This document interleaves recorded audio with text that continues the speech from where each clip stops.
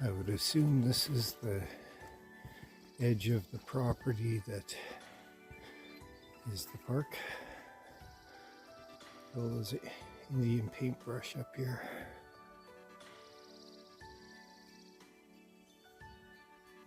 Expand it.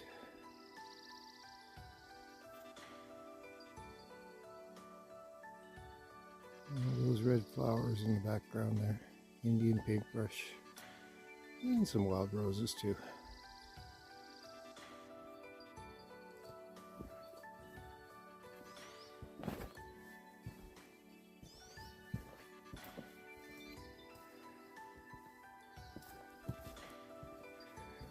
Back down into the valley I go.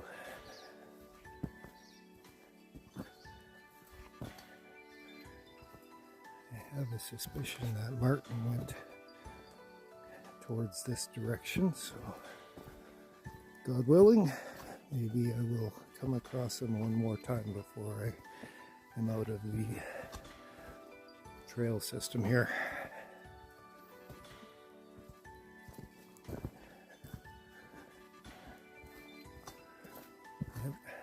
This park is so close to Calgary.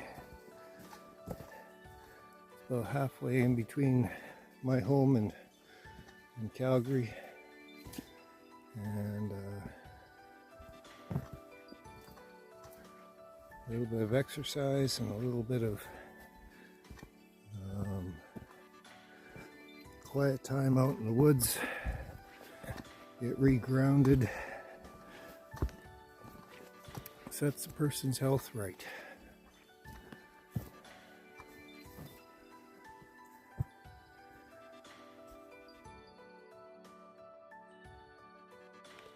So the lady that I ran into, and this is a really good illustration of what can happen. So she says that she rarely sees any animals. Well, here's her boot. And here's some whitetail deer tracks in her boot mark.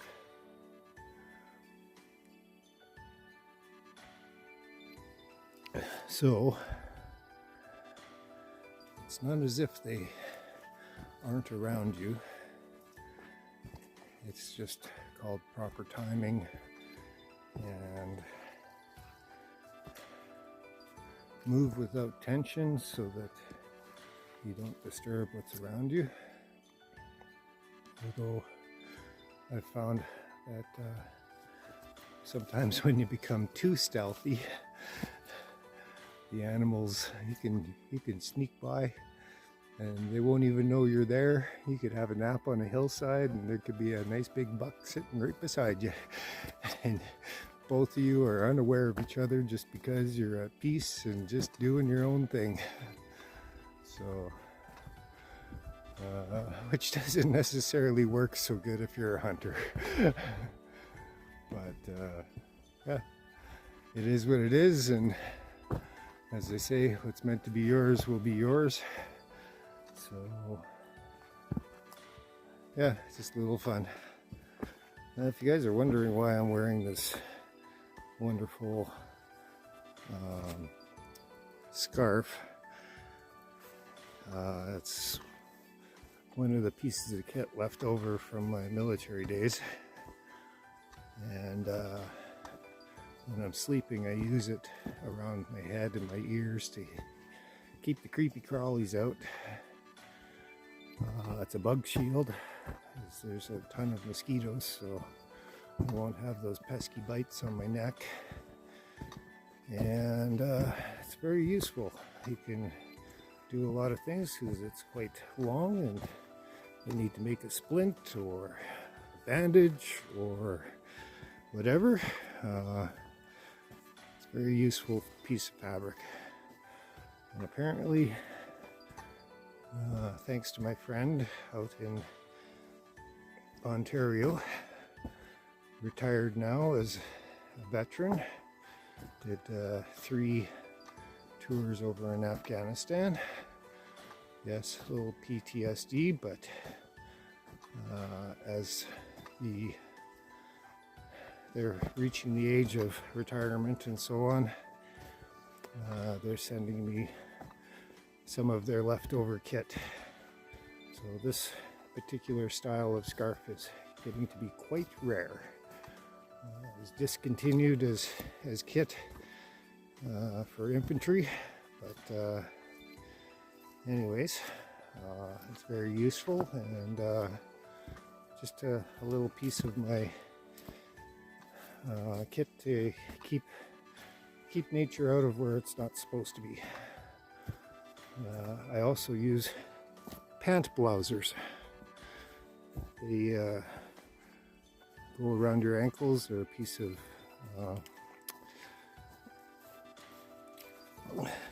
wound elastic with a couple of hooks on them, and that keeps my pant legs sealed. As time goes on and videos go on, you may see me in a modern version of hakama. I do love the availability of freedom in those pants. They're Japanese made and styled traditionally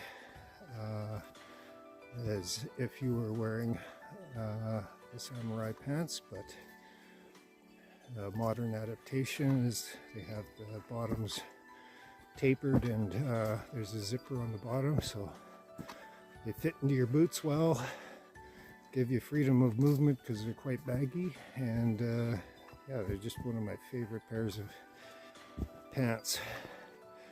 Unfortunately, no side pockets like cargo pants, but deep pockets. And construction workers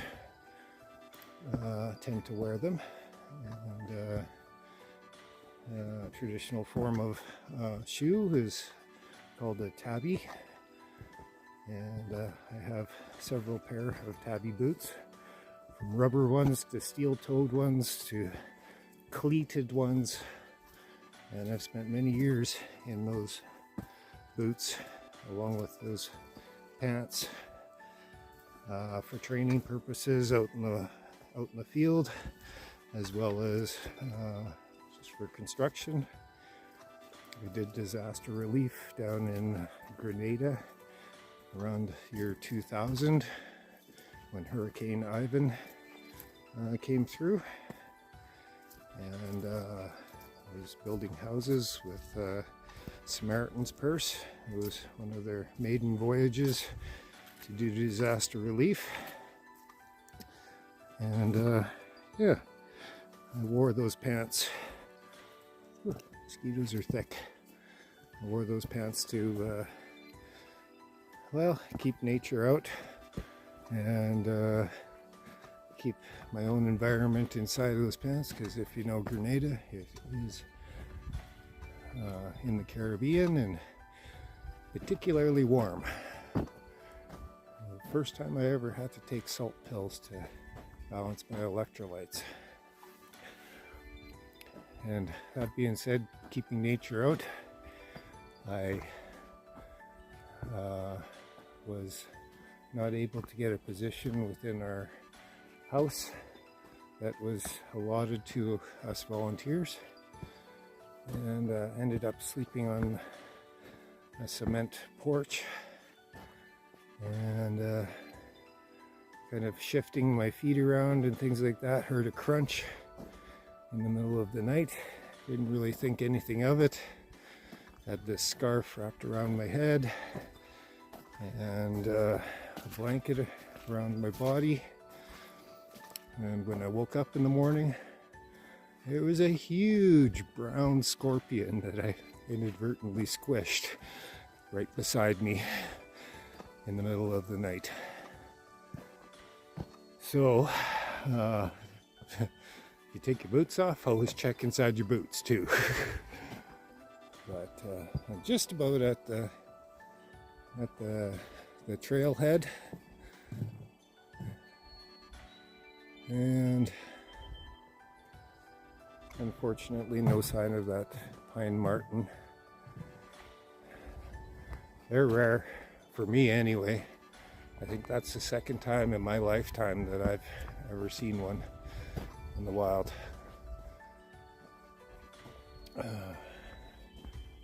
So just because you didn't ever see them doesn't mean that they don't exist out in the wild. Just like cougars. I think I've had a handful of sightings of cougars in my lifetime, and you know, a person can be duped into saying, well, you know, cougars are just a myth. They don't really exist. They're not in this area, and yet they are around you all the time. Especially if you go out in winter, you can find their tracks. Maybe sometimes in your tracks, following you or leading you. But it doesn't mean that they aren't out there, and they could be very close. They just don't let you see them. And like I said, handful of times, maybe 5-6 times I've ever seen a wild cougar. So that can be said for a lot of nature out here. You never know what's around, so it's always good to keep aware of your surroundings, and don't be scared. Just be vigilant and enjoy your time.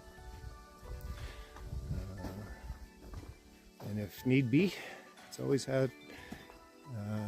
advantageous to have a training behind you, so you can open a can of whoop ass if you ever need to.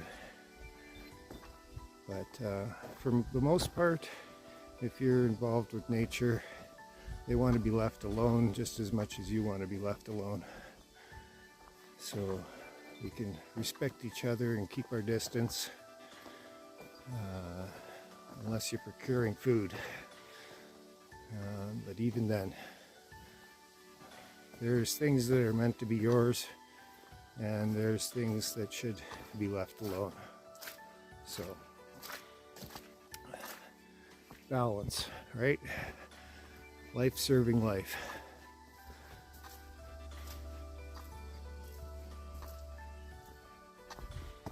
Anyway, just about at the trailhead. It's a beautiful park, and just the right time of year to be out here. Everything's fresh. The spring flowers are in bloom, and just in case you're wondering, it's really a good idea to wear something like this. Otherwise you're going to have soaking wet feet, possibly blisters, and that just makes for not such an enjoyable trip. I hope you enjoyed these videos. I'm going to set them out so that people can follow along on the social media platforms. And if you ever wonder how I'm able to afford to live my best life, reach out and contact me. I have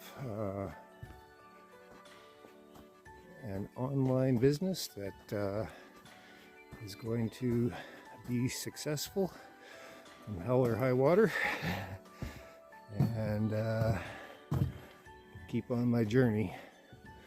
That's not the only thing that I'm doing though. Also going to expand, and it's all about helping people be their authentic selves, helping people around me so that they are well maintained. We have all the baby boomers that are now in their retirement, and unfortunately coming to the end of their time on this planet. So there's a lot to be done for them, and being available is a really good step to help and be a participant in your community's well-being. And just while I got you on the video here, here's the sign.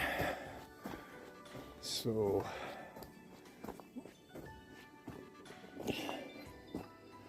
got a lost and found kit, and here's a map of the trails and some explanations on what you might be able to see, and rules and regulations. Day use area between 7 a.m. and 11 p.m. only, and you wouldn't want to be out here. And if you feel like donating to the cause and the maintenance of these trails so that people with lesser abilities to not go off a trail so much, but to enjoy their time out in nature, there's also a donations box. So feel free to contribute. Time is money, and time's valuable.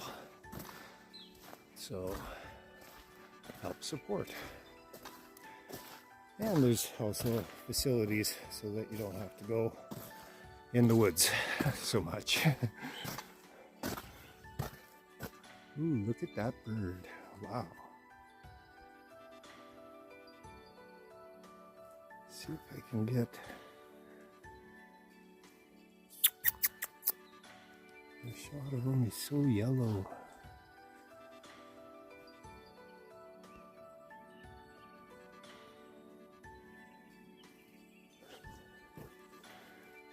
There we go.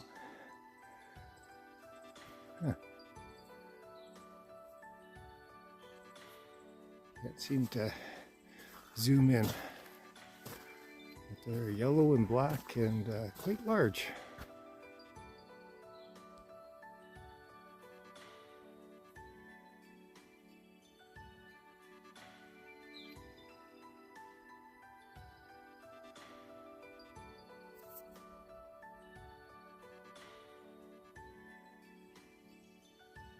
There he goes.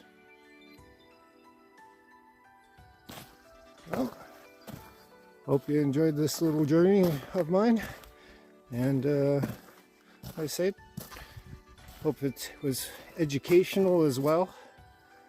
A little bit of wild edibles. Please let me, I would love to read and reply to comments of what I was pointing out, and if you have any insights on those wild edibles, I'd sure appreciate the communication. Anyway, enjoy your Wednesday. We'll catch up to you later. And if you're viewing this at a later date, well, I hope you find yourself doing something that you truly enjoy.